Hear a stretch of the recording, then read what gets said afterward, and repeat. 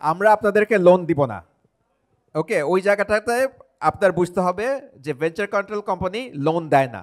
আমরা যেটা করি ইকুইটি ইনভেস্টমেন্ট, মানে আমি আপনাকে টাকা দিব, তার পরিবর্তে আপনি আপনার কোম্পানি শেয়ার দিবেন এবং আমার সাথে প্রফিট শেয়ারিং করবেন। তো ভেঞ্চার ক্যাপিটাল কোম্পানি আসলে ছোট উদ্যোক্তার মধ্যে আসে না, তারা অনেক বড় বড় কোম্পানিতে ইনভেস্ট করে থাকে। তো আমরা যেটা করতে চাচ্ছি যে এগিয়ে যাওয়ার গল্পের মতোই ইকবাল বাহার ভাইয়ের মতো ফাউন্ডেশনের মাধ্যমেই আসলে আপনাদের এই প্রপোজালগুলো আমাদের কাছে আসা উচিত, যেখানে যেসব ইনভেস্টাররা ক্ষুদ্র ব্যবসায় ইনভেস্ট করতে চায় তাদের সাথে আমরা কানেক্ট করে দিতে পারবো। আসলে আপনি আসবেন ডিরেক্টলি আমাদের কাছে না, আসবেন ওনার মাধ্যমে। যখন আপনি ওনার মাধ্যমে আসবেন তখন আমি আপনাকে আইডেন্টিফাই করতে পারবো আপনি কে, আপনি যে আসলে ব্যবসা করছেন কি করছেন না, এবং আপনি কে সেটা আমরা আইডেন্টিফাই করতে পারবো। আসসালামু আলাইকুম, আমি প্রকৌশলী সাজেদুর রহমান। আমি তরুণ উদ্যোক্তা। আমি 2022 সালে বিএসসি ইঞ্জিনিয়ারিং কমপ্লিট করছি, কিন্তু 2017 সাল থেকে যখন আমি ডিপ্লোমা ইঞ্জিনিয়ারিং পাশ করি, তারপরে 18 সালে আমি নিজের বলার মতো গল্প তখন দেখতাম বা শুনতাম।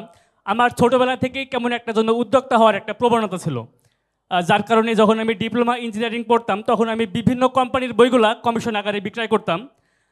তারপরে আমি যখন ডিপ্লোমা ইঞ্জিনিয়ারিং পাশ করছি তখন থেকে আমার ভিতরে একটা উদ্যোক্তা প্রবণতা কাজ করে, কেননা আমি 4 মাসে 5টা জব যখন চেঞ্জ করলাম, মানে আমার কারোর কর্তৃত্ব ভালো লাগে না। তো তখন যখন আমি একটা নিজের একটা উদ্যোগ নিলাম, মানে মাতারবাড়ি পাওয়ার প্ল্যান্ট কক্সবাজার, যেটা সবথেকে বড় মেগা প্রজেক্ট। এছাড়া রূপপুর পারমাণবিক বিদ্যুৎ কেন্দ্র, এছাড়া Dhaka 3rd terminal, Shahjalal international airport. বর্তমানে আমার রানিং প্রজেক্ট আছে ঢাকা সিলেট হাইওয়ে।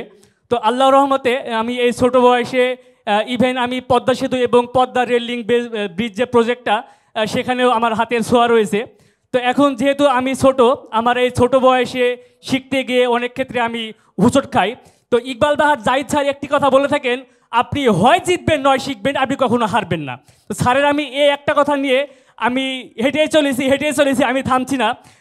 কিন্তু এখানে মানুষের উত্থান পতন হয়ে থাকে। যেহেতু আমি আমার রূপপুর পারমাণবিক বিদ্যুৎ কেন্দ্রে আমি আমার কনস্ট্রাকশন কাজের ক্ষেত্রে একটা 98 লাখ টাকা লস খেয়েছিলাম। মাতার বাড়িতে আমি একটা মানে জয়েন্ট ভেঞ্চারে পার্টনারশিপ বিজনেস নেওয়াতে সেখানেও লস খেয়েছিলাম।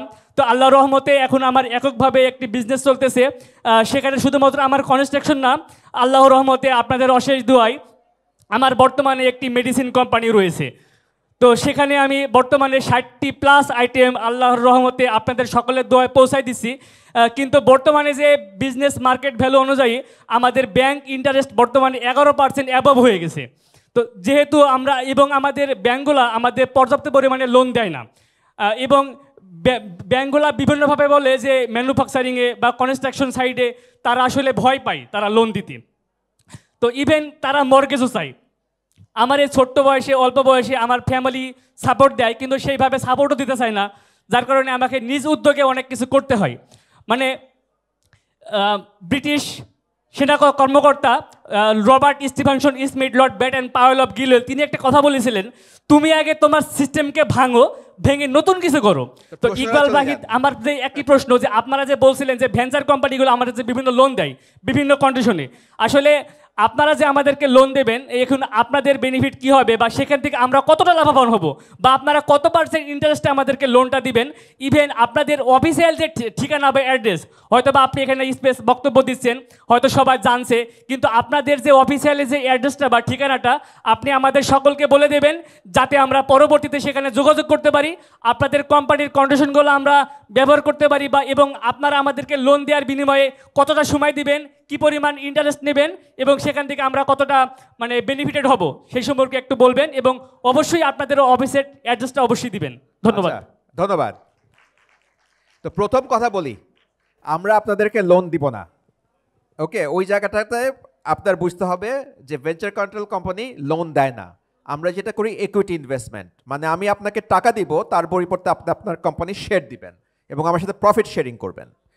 তো ভেঞ্চার ক্যাপিটাল কোম্পানি আসলে ছোট উদ্যোক্তার মধ্যে আসে না, তারা অনেক বড় বড় কোম্পানিতে ইনভেস্ট করে থাকে।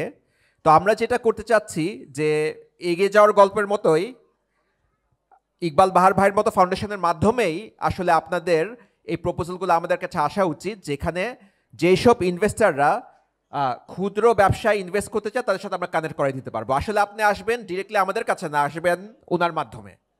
যখন আপনি ওনার মাধ্যমে আসবেন তখন আমি আপনাকে আইডেন্টিফাই করতে পারবো আপনি কে, আপনি যে আসলে ব্যবসা করছেন কি করছেন না, এবং আপনি কে সেটা আমরা আইডেন্টিফাই করতে পারবো। তা আপনি আসবেন ইকবাল ভাইয়ের মাধ্যমে, এটা হচ্ছে কি প্রথম কথা।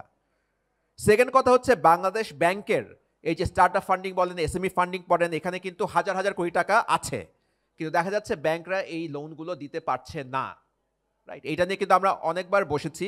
বাংলাদেশ ব্যাংকও তাদের নিয়মকানুন ঠিকঠাক করে, কিন্তু দেখা যায় ব্যাংকরা সাহস পায় না, ব্যাংকদের আসলে দিতে পারছে না বিকজ তারা সাহস পায় না যে আমি যে টাকা দিব, টাকা দেওয়ার পরে ফেরত আসবে নাকি। কিন্তু বাংলাদেশে যদি আপনি ডিফল্ট লোন দেখেন, এই ছোট উদ্যোক্তারা কিন্তু টাকা নিয়ে ফেরত দেয় না, এই উদ্যোক্তা এরকম কিন্তু হয় নাই, হয়েছে যারা হাজার হাজার কোটি টাকা নিয়ে গেছে তারা লোন ফেরত দেয় নাই, ঠিক না? সো আমার মনে হয় যে এই স্মল উদ্যোক্তারা যে টাকা নিবে এবং ফেরত দেবে না, এইটা হওয়ার চান্স খুবই কম।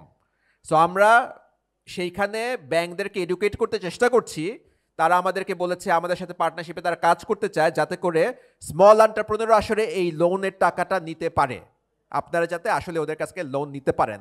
আমাদের কাজ হচ্ছে এই পলিসি নিয়ে কাজ করা, যাতে এই পলিসিগুলো ঠিক করতে পারি, যাতে এই ব্যাংকরা দিতে পারে।